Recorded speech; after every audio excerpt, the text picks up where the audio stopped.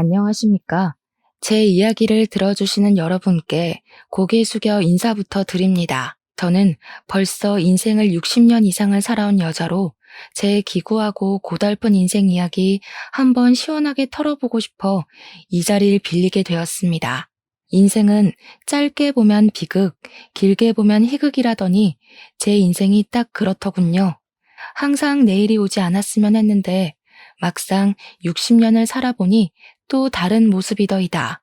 제 이야기도 아마 똑같을 것 같습니다만 한자 한자 써내려가면서 제 울분과 제 상심, 제 상처까지 전부 내려놓으려고 하니 부디 끝까지 함께 해주시면 감사하겠습니다. 그럼 지금부터 저의 비극이자 지나보니 희극이었던 이야기를 시작해 보도록 하겠습니다.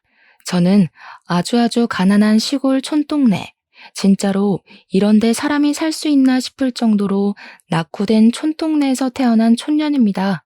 병원을 가려면 차를 타고 20분을 족기 나가야만 했고, 마을 사람들 모두 자급자족하는 생활을 하시던 분들이었습니다.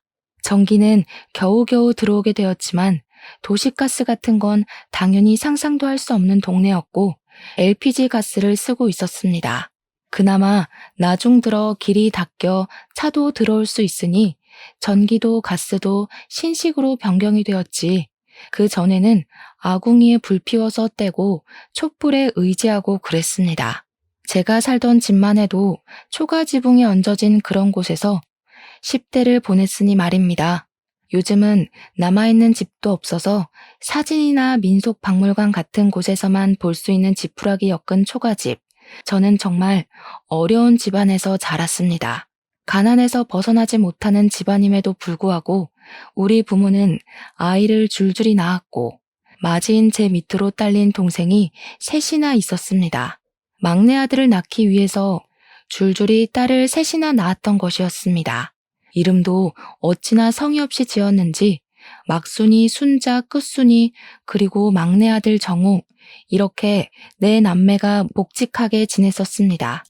딸들 이름에서부터 애정이 얼마나 없었는지 눈치가 있는 분들이시라면 딱 보고도 아시겠죠?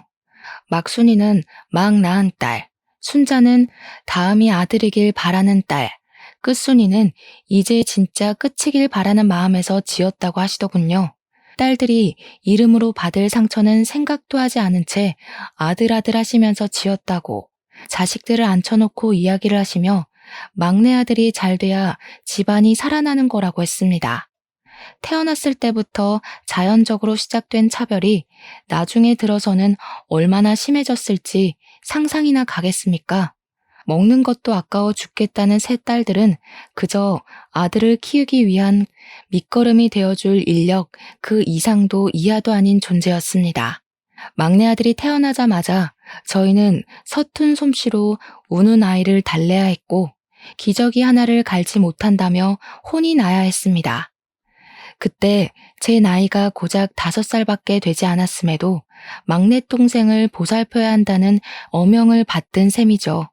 저를 비롯한 동생들은 초등학교도 제대로 졸업하지 못한 채로 밭일을 나가야 했고 강원도 총구석답게 감자를 캐야 했습니다. 철이 되면 고사리를 캐기 위한 산을 뒤지고 더덕을 캐다가 삼이라도 발견하는 날에는 밭일에서 제외되고 저녁으로는 귀한 계란 프라이를 먹을 수 있었습니다. 평소에 막내 아들에게만 우리가 모은 쌈짓돈으로 산 고기 반찬을 주었고 저희들에게는 고기를 사면서 공짜로 얻어온 힘줄을 삶아주셨습니다. 얼마나 구차하게 살았는지 나열하자면 끝도 없고 그 어떤 불운한 사람과 비교해도 저를 이길 사람이 없을 거라 자부를 하죠. 그렇게 하루하루를 지친 몸을 이끌고 머리 닐 곳만 생기면 쏟아지는 잠을 이기지 못하고 잠들기를 몇 년. 제 나이가 18 꽃다운 나이가 되었을 때 저는 저보다 10살이나 많은 남자의 집으로 팔려가듯 시집을 가게 되었습니다. 그 당시 저희 시골은 정말 촌 중에서도 촌이라 20대 중반까지 결혼을 못하면 어딘가 하자 있는 놈이라는 취급을 받았었습니다. 다리를 전다거나 말을 제대로 하지 못한다거나 아니면 정신적으로 문제가 있는 남자들 빼고는 죄다 20살 초반에 결혼을 했거든요. 저는 꽤 먼 거리에 있는 타지까지 팔려가는 처지였고 남자 나이가 20대 후반이었으니 아무런 정보도 얻을 수 없어 얼마나 가슴을 졸였는지 모르겠습니다. 다짜고짜 부모님께서 이 남자랑 결혼을 해야 한다고 사진 한 장을 턱 내밀었을 때는 숨이 막히는 기분이 들었었죠. 저는 도망을 가고 싶은 생각을 했지만 실천하지는 못했습니다. 저에게 볼모로 딸린 여동생들이 있었으니까요. 제가 여기서 도망을 간다면 줄줄이 있는 동생들에게 그 자리가 주어질 테니 제가 희생하는 게 낫겠다는 생각이 있었습니다. 제 동생들이 저에게 도망을 가라고 했지만 저는 동생들에게 이 짐을 떠넘길 수 없다고 내가 갈 테니 너희들이라도 제대로 살아주라고 이야기를 했습니다. 그렇게 팔려가기 전날까지 동생들을 붙잡고 엉엉 울었고 눈이 퉁퉁 부어버린 저를 보며 부모는 저에게 얼굴 못나졌다며 화를 내셨죠. 결국 오지 않았으면 하는 그날이 찾아왔고 남편이 될 사람을 처음 봤을 때 저는 깜짝 놀랐습니다. 사지도 멀쩡하고 정신도 온전하고 말도 잘하고 듣는 것도 잘하는 정말 평범한 사람이었거든요. 이런 사람이 왜 나를 굳이 돈을 주고 사가나 하는 생각이 들어서 이상했습니다. 시댁 살림은 넉넉한 편이어서 우리 막내 아들 정우가 대학에 갈 수 있도록 공부도 시켜주고 등록금도 지원해 주겠다고 했습니다. 남편은 충청도가 고향인 사람이었고 서천에서 고기잡이를 하는 집 아들이었습니다. 어떻게 물어물어 이 시골에 있는 저를 점치고 갔는지는 모르겠지만 아무것도 모르는 상태로 저는 시집을 가게 되었습니다. 막내는 워낙 집에서 귀한 대접을 받으니 그렇다 쳐도 둘째와 셋째가 참으로 걱정이 되었지만 타지로 나가는 건 처음인지라 제 처지 또한 무한히 걱정이 되었습니다. 아니나 다를까 처음 시집을 가서 합방을 하는데 남편이 힘을 영 쓰지 못하는 게 아니겠습니까? 이래서 28해를 지나고도 결혼을 못했구나 싶었습니다. 몇 번을 시도해도 합방은 잘 이루어지지 않았고 남편이 힘을 쓰지 못하니 당연히 아이가 생기지 않았죠. 그 시골 사람들에게 대를 잇는다는 것이 얼마나 중요한 일인지 아시는지요? 아이가 생기지 않는다는 이유로 저는 몰매를 맞는 대역죄인이 되어야 했습니다. 시모는 저에게 일도 제대로 하지 못하는 것이 아이까지 낳지 못한다고 아주 등신을 들여놨다고 화를 내셨습니다. 고기잡이 일이라도 도우라며 난생 처음 배를 탄 날에는 정말 아무것도 못하고 뱃머리에서 구역질만 정신없이 했습니다. 제가 배를 타본 적이 없어서 몰랐는데 뱃멀미가 엄청나게 심한 타입이었나 봅니다.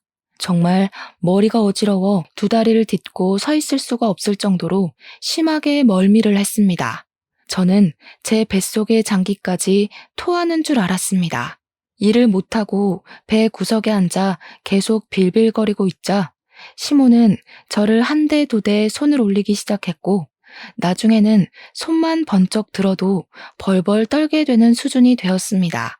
저는 자아를 잃어버린 사람처럼 시키는 일만 곧이곧대로 해야 하는 로봇이 되었습니다.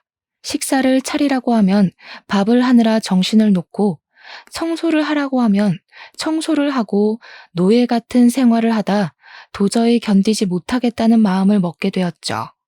시집살이를 시켜도 너무 시키니까 시집을 온 지 2년째 되던 날 울면서 집으로 전화를 걸었습니다. 엄마, 나 정말 죽을 것 같아. 강원도로 다시 돌아가고 싶어요. 제발 이 집에서는 나는 지나가는 개보다 못한 취급을 받는다고요. 그러자 엄마는 저에게 화를 잔뜩 내면서 제가 지금 집으로 돌아오면 17살밖에 되지 않은 정우는 대학을 어떻게 가겠냐고 말했습니다. 시댁에서 매달 집으로 돈을 보내주어서 정우가 모자람 없이 공부도 하고 동생들도 배부르게 먹으며 살고 있다고 하더라고요. 제가 여기서 버텨야 그 돈이 계속 지급이 될 거고 정우도 대학을 번듯하게 나와야 나중에 집안을 위해 힘쓰지 않겠냐고 하더군요. 저는 너무나도 서운하고 눈물이 왈칵 쏟아졌습니다. 그 뒤로는 집에 전화하는 것도 기피하게 되었습니다. 전화를 해봐야 위로의 말을 듣기는커녕 제 처지를 실감하는 비수만 꽂혔으니까요. 간혹가다 동생들이 전화를 받을 때만 통화를 했는데 동생들이 하는 말이 막내가 벌써부터 사고만 치고 다니고 공부도 쥐뿔 못한다고 하더라고요. 그러면서 저에게 늘 배가 고프다고 매달 저희 시댁에서 보내주는 돈으로 막내 동생에게만 고기를 사준다고 서럽다고 하더라고요. 저에게는 동생들이 배부르게 먹고 있다고 했는데 그게 모두 거짓말이었던 겁니다. 생각보다 결혼 장사가 부모 욕심에 차지 않았는지 순자는 20살이 되자마자 공장에 취직을 하게 되었습니다. 정우에게 들어가는 돈이 많다며 돈을 벌어와야 한다고 난리를 쳐서 어쩔 수 없이 공장에 취직을 했다는 것이었습니다. 아직 나이가 되지 않아 공장에 들어갈 수 없는 끝순이는 여전히 남의 집 밭일을 도우면서 하루를 보내고 있다고 하더라고요. 정말 제 억장이 다 무너지는 듯 했습니다. 제 처지가 너무 한탄스럽다 이야기하고 싶어서 전화를 걸었지만 동생들의 삶도 만만치 않더군요. 저는 결국 동생들에게 언니는 잘 지내고 있으니 너희는 조금만 버티다가 도망이라도 가라고 언지를 주었습니다. 저는 시댁에서 온갖 구박을 다 당하며 살고 있었지만 제 슬픔을 동생들에게 굳이 티내지 않았습니다. 그러던 어느 날 운명처럼 사건이 생기게 되었습니다. 고기잡이를 나갔던 시부모 둘이 사고를 당하게 된 것이었습니다. 그날은 태풍이 북상하고 있다는 태풍 예보가 한 차례 나온 날이었는데 고기잡이 배들은 정박을 하고 바다 근처에 가지 말라는 경보까지 울렸습니다. 하지만 다른 배가 뜨지 않으니 본인들이 후다닥 나가서 한 타임만 쓸고 오면 된다고 시모가 욕심을 바락바락 부린 것입니다. 남편은 태풍이 분다고 하니 위험하다고 고기잡이를 나가지 말자고 몇 번이나 말렸지만 시모는 그런 남편에게 그러니 네가 물러 빠진 거라고 욕을 퍼부었습니다. 나가서 일하겠다는 사람이 없으니 30분 이내로 돌아오겠다며 시부와 시모만 배를 타고 나갔습니다.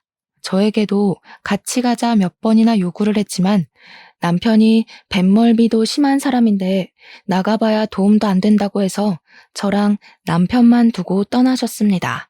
하지만 예상보다 빠르게 진입한 태풍으로 인해 파도는 너무나도 셌고 고기잡이 배는 전복이 되었고 시부와 시모는 시신조차 찾을 수 없게 되었습니다. 욕심을 부리더니 고기밥이 된 것이라며 마을 사람이 모두 입을 모아 그들의 우매함을 꾸짖었습니다. 갑자기 일어난 사고에 저와 남편은 놀라서 입을 다물 수가 없었고 시신 없는 장례를 치러야 했지만 솔직히 저는 속으로 너무 기뻤습니다.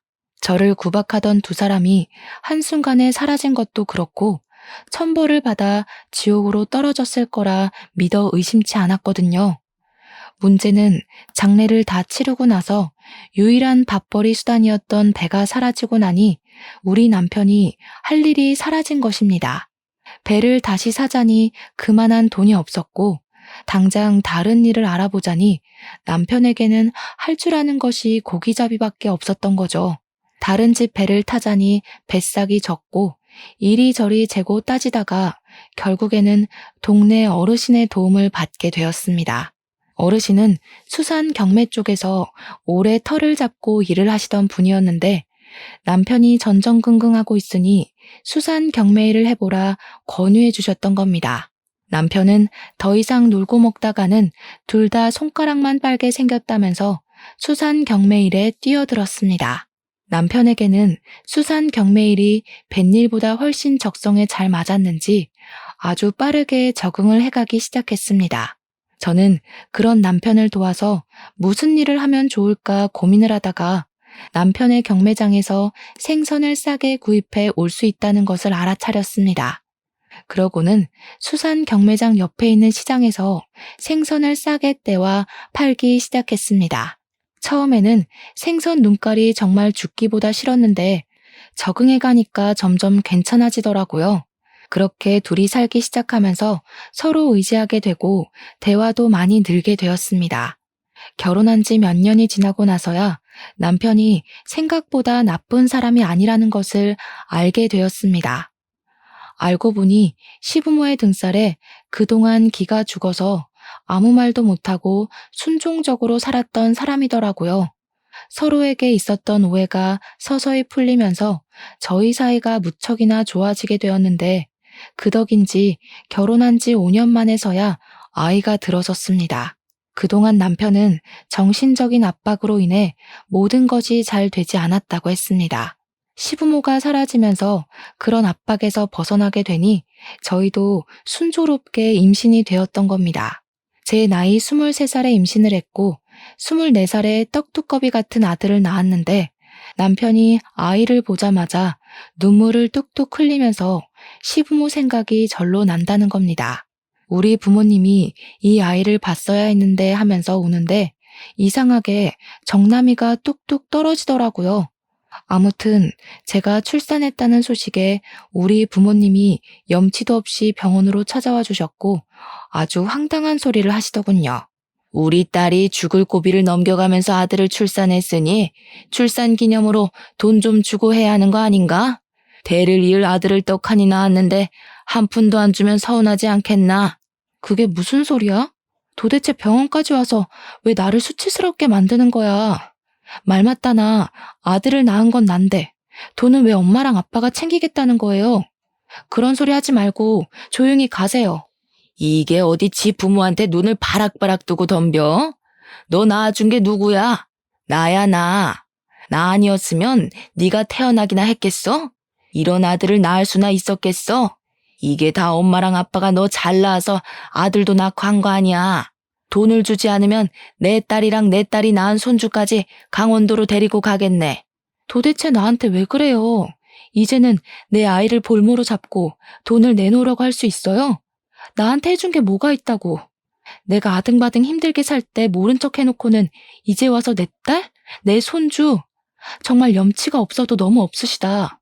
이래놓고 돈 받아가면 나 몰라라 할 게 뻔한데 지금 나한테 돈을 달라고? 우리 부부한테 용돈을 줘도 모자랄 판에 애를 볼모로 잡고 돈을 달라고? 네가 이렇게 강짜를 부려봐야 우리한테 씨알이나 먹히겠나? 장서방, 우리가 손주 데려다가 키울 테니 돈 마련되면 보내도록 해. 우리가 못할 줄 알고? 내 핏줄 섞인 손주인데 우리가 애 데리고 갈 수도 있지. 돈 준비해 당장. 그러더니 포대기에 쌓인 아이를 냅다 들고 병실 밖으로 나가는 게 아니겠습니까? 저는 아이를 출산한 지 얼마 되지 않아 뛰어서 그들을 잡을 수가 없었고 멍하니 서 있는 남편에게 당장 가서 아이를 데리고 오라고 소리쳤습니다. 남편은 그제야 헐레벌떡 장인어른 장모님 하면서 저희 부모의 뒤를 쫓기 시작했지만 어찌나 발이 빠르던지 이미 건물 밖으로 나가고 없더군요. 어떻게 눈을 뜨고 아이를 바로 앞에서 빼앗길 수 있는지, 아니 고작 돈 몇 푼에 눈이 멀어서 손주를 그렇게 납치할 수가 있는 건지 어이가 없었습니다. 정말 화가 나서 저는 간호사 선생님에게 아이가 납치되었다고 빨리 경찰에 신고를 해달라고 말씀을 드렸고 간호사 선생님도 놀래서 신고를 해주셨습니다.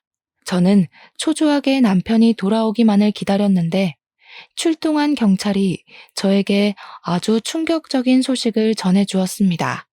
경찰차가 출동을 했고 병원으로 달려오는 중 사거리에서 웬 남자가 차에 치였는데 그 앞에 아이를 안고 있는 노부부가 있더랍니다.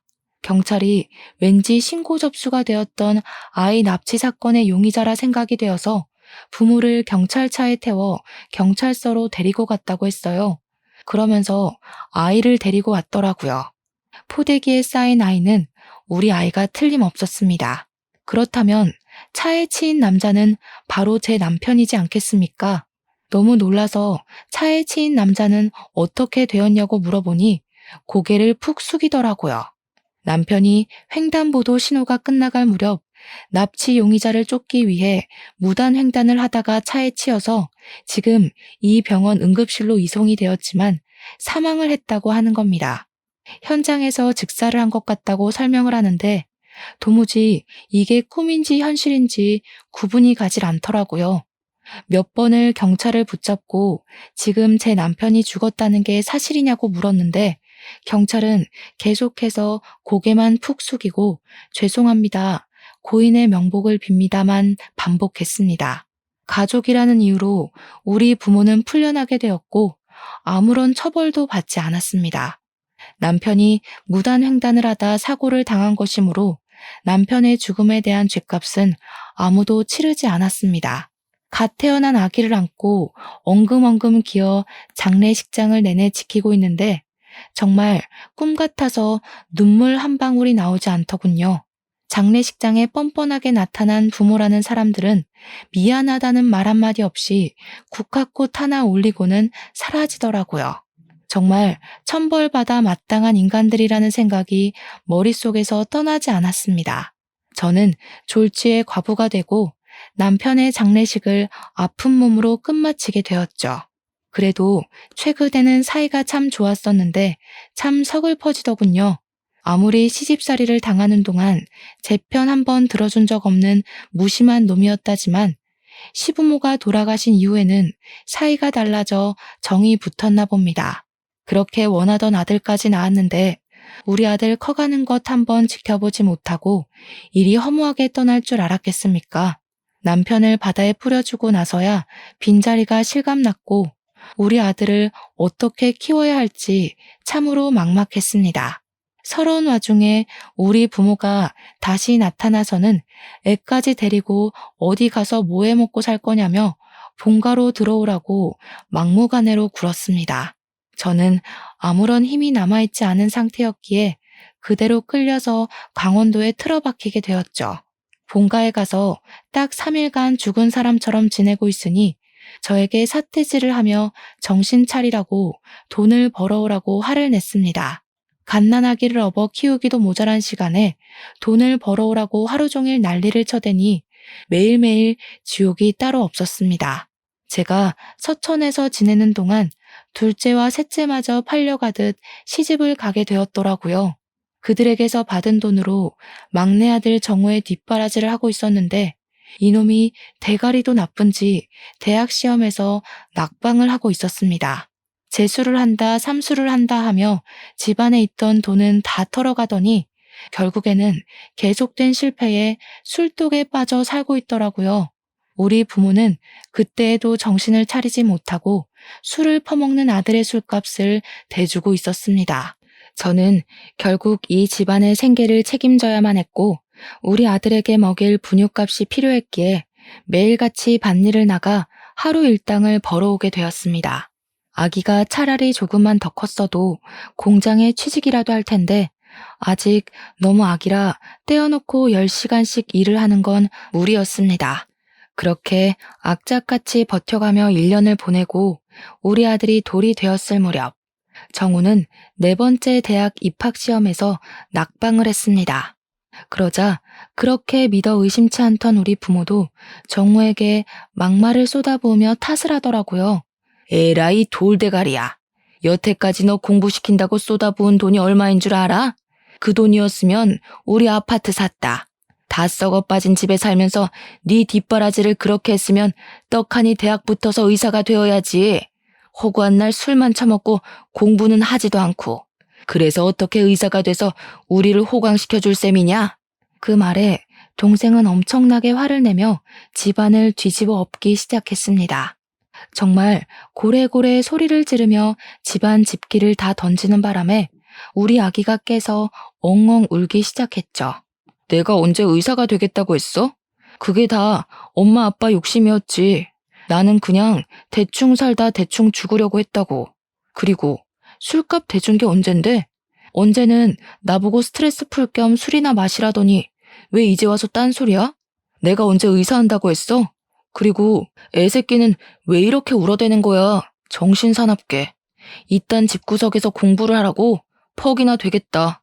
우리 아이가 엉엉 우니 부모도 정우도 애 때문에 정신 사납다며 화를 냈고 저는 그 밤늦은 시간에 아이를 업고 밖으로 나왔습니다. 애를 달래서 잠이 들면 다시 집으로 조용히 들어가 몸을 뉘어야겠다 생각하며 애를 업고 동네를 한 바퀴 두 바퀴 돌기 시작했죠.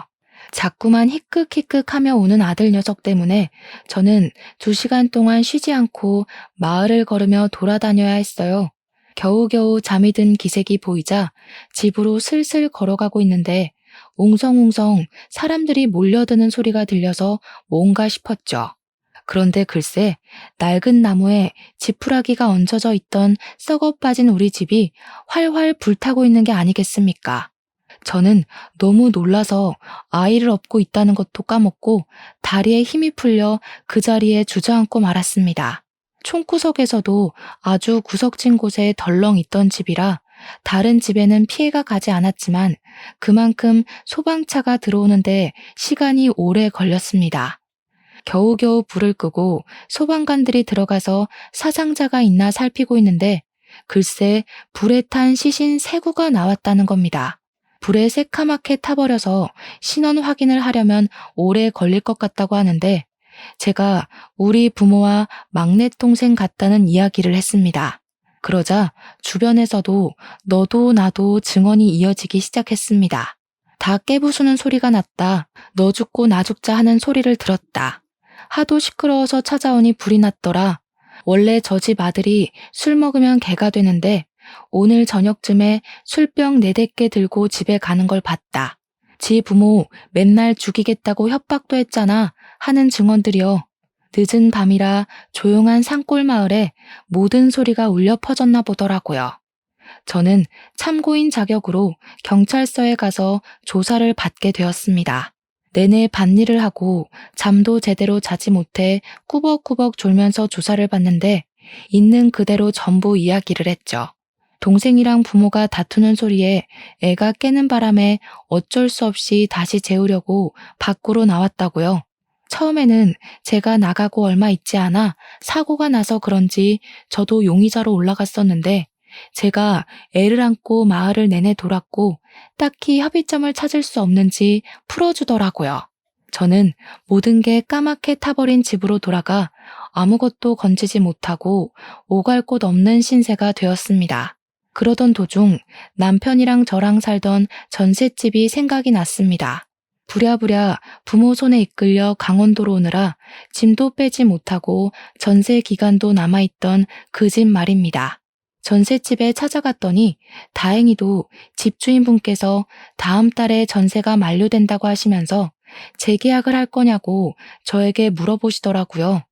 세간 살림에도 먼지가 쌓여 있긴 했지만 그럭저럭 다들 쓸만한 수준이었습니다. 하지만 남편이 죽고 난 빈자리가 꽤 크게 느껴졌기에 그 집에서 아들과 둘이 산다는 것은 마음이 편치 않더라고요.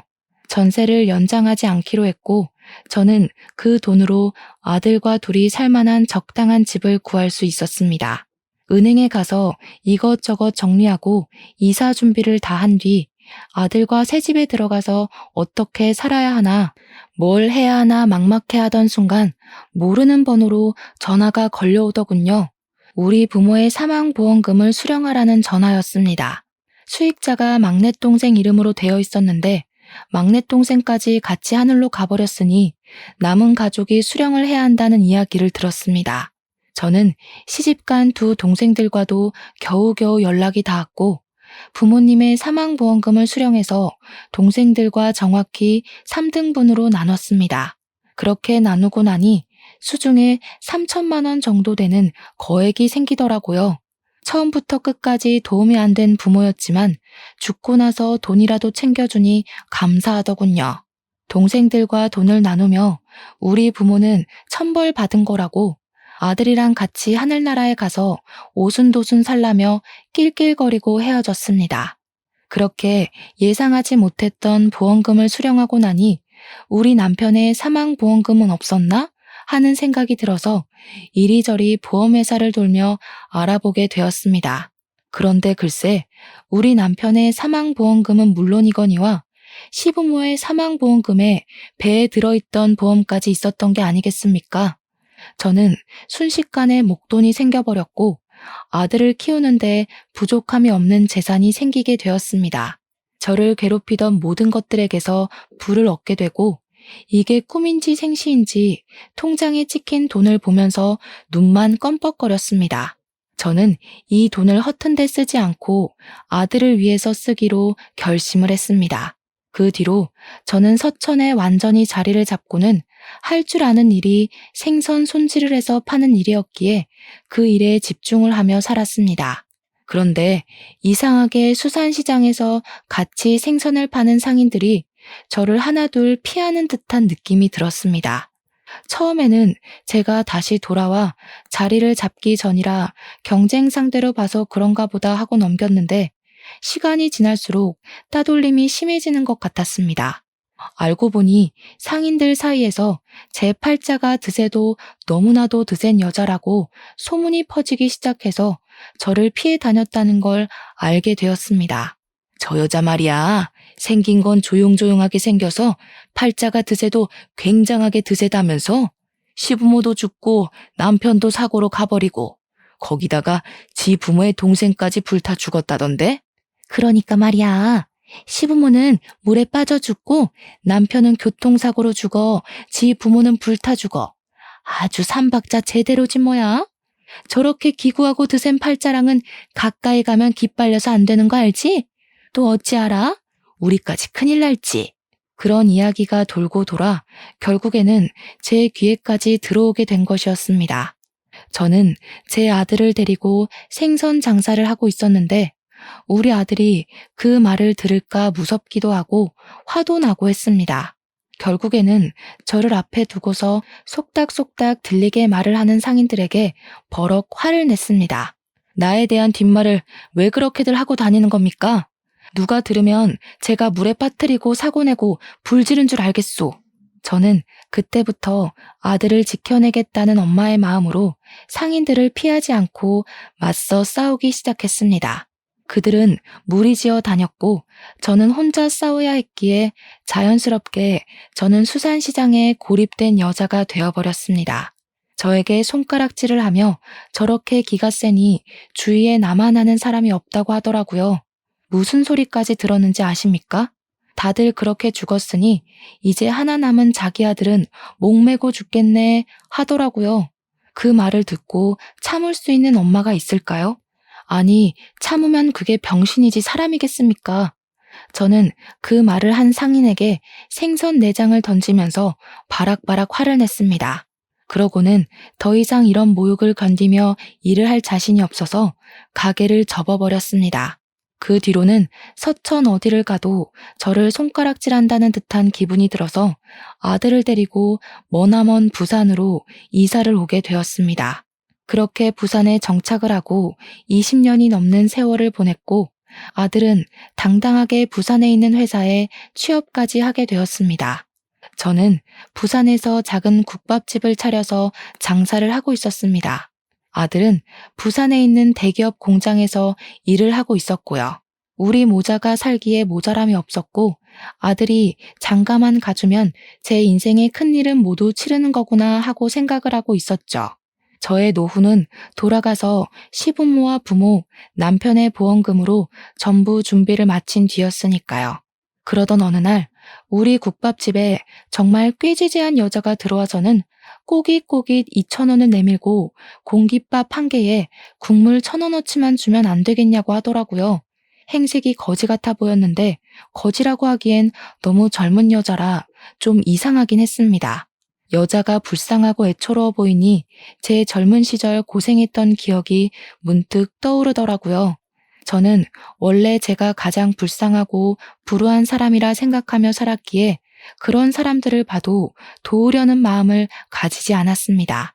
근데 이상하게 마음이 쓰이더라고요. 그래서 일단 아가씨 이리 와서 좀 앉아봐. 밥 줄게 하고는 고봉밥을 떠서 국밥 한 그릇을 말아주었습니다. 고맙습니다 하고 작게 말을 하더니 허겁지겁 먹기 시작하는데 잘 먹어도 너무 잘 먹더라고요. 일주일을 굶어도 저렇게는 안 먹겠다 싶을 정도로 말이죠. 저는 아가씨에게 배고프면 밥 더 줄 테니까 천천히 먹으라고 했습니다.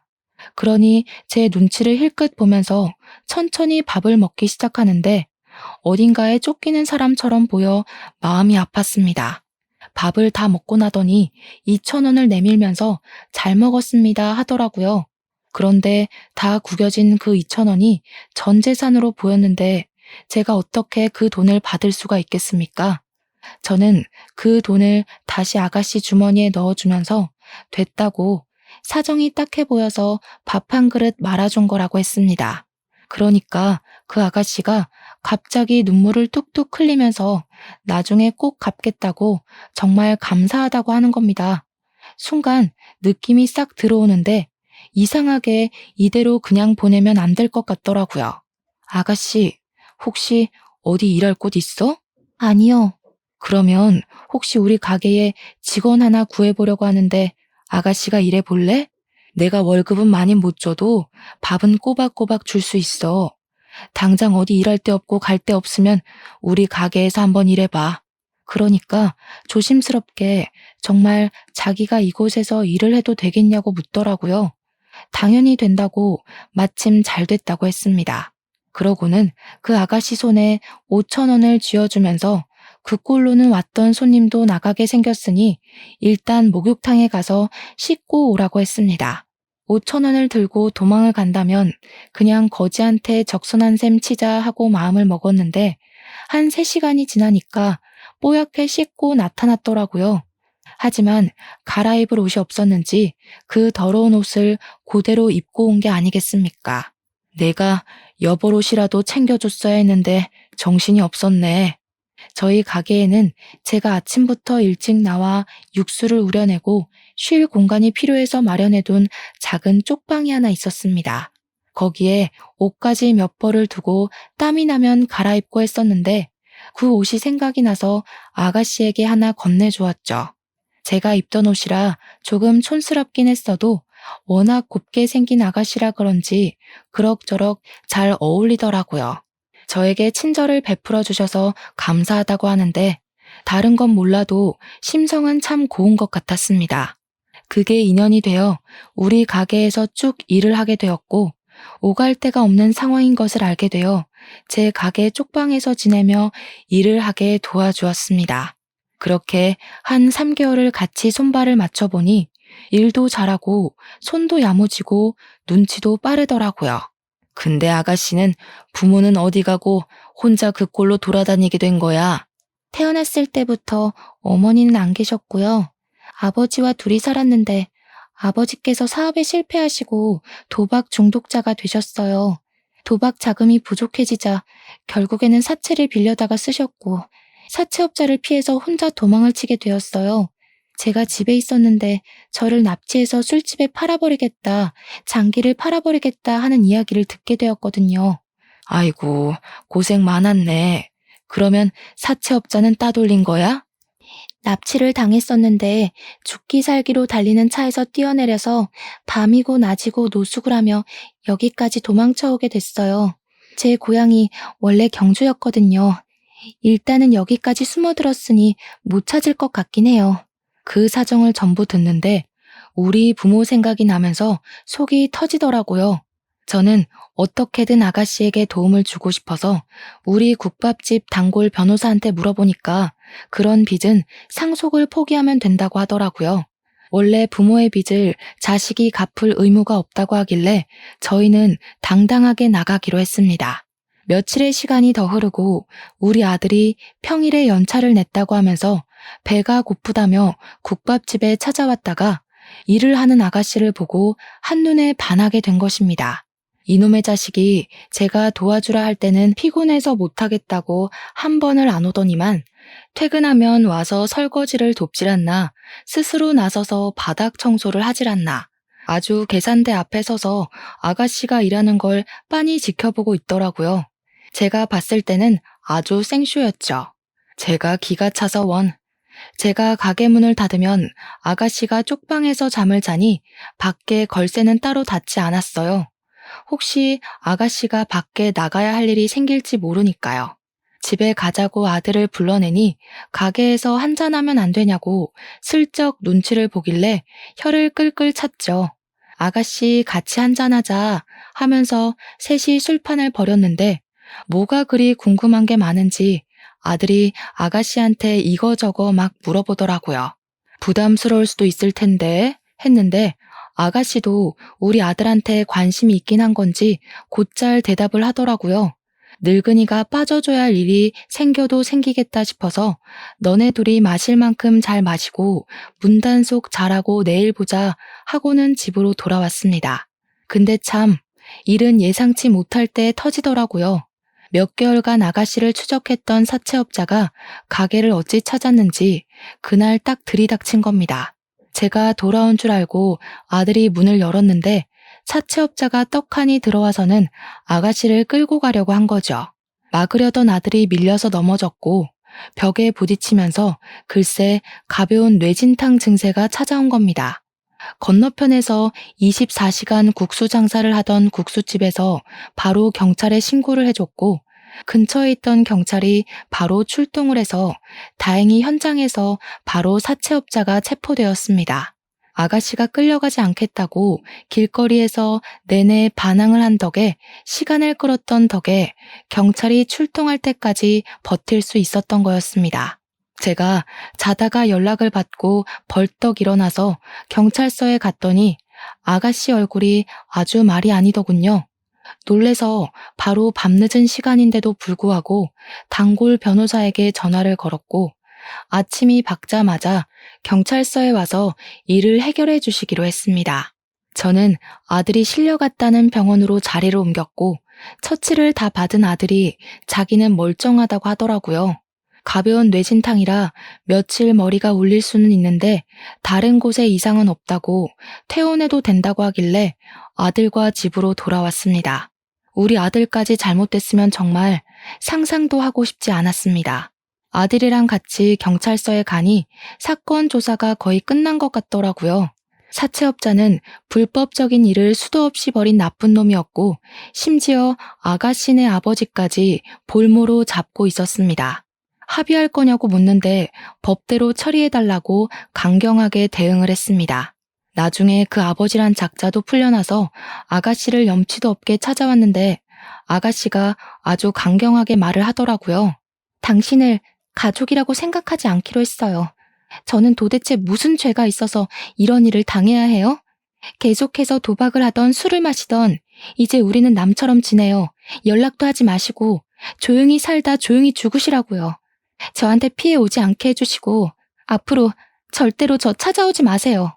아버지란 작자가 양심은 있는지 그 길로 뒤도 돌아보지 않고 떠나더군요. 마음의 빈자리는 우리 아들과 제가 채워주기로 결심했습니다. 그렇게 1년이라는 시간이 더 흐르고 아가씨라고 부르던 여자는 저의 며느리가 되었습니다. 우리 아들이랑 그렇고 그런 기류가 흐른다는 건 알고 있었고 손도 야무지고 싫은 소리 한 번 없이 그쪽 방에서 일하면서 지내는 게 기특하단 생각은 했으니까요. 사채 일도 잘 해결이 되었고 그 사채업자는 결국 다른 건에서 수배가 내려진 상태인 게 밝혀져 감옥에 들어가게 되었습니다. 변호사 비용은 제가 모아두었던 돈에서 빼서 주었고 며느리는 제게 평생 갚겠다고 했습니다. 결혼해서 효도하겠다는 둘을 막을 방법도 딱히 없었고요. 사실 막을 생각조차 없었습니다. 저는 우리 며느리가 아주 똑부러진 아가씨라고 생각하거든요. 둘은 결국 평생을 함께할 가족으로 엮였고 여전히 저와 며느리가 국밥집을 운영하고 있습니다. 결혼하고 얼마 지나지 않아서 사돈어른이 급성 알코올 중독으로 사망했다는 소식이 들려왔습니다. 장례는 아주 간소하게 치렀고 며느리는 모든 상속을 포기함으로써 빚을 청산했습니다. 더불어 이제 자유가 되었으니 우리는 이제 아무 걱정 없이 여생을 행복하게 살기로 했습니다. 남 괴롭히고 죄를 짓고 살면 고스란히 천벌을 받는다는 걸 누구보다 경험으로 알게 되었습니다. 저는 그런 짓은 하지 않고 사는 게 목표랍니다. 아직까지 잘 지키고 있으니 여러분들에게도 당부하고 싶습니다. 남에게 상처를 주면 돌아온다는 말을요. 여러분들도 항상 남을 돕고 행복한 나날들만 가득하시길 기원하면서 제 사연 들어주셔서 정말로 감사드립니다.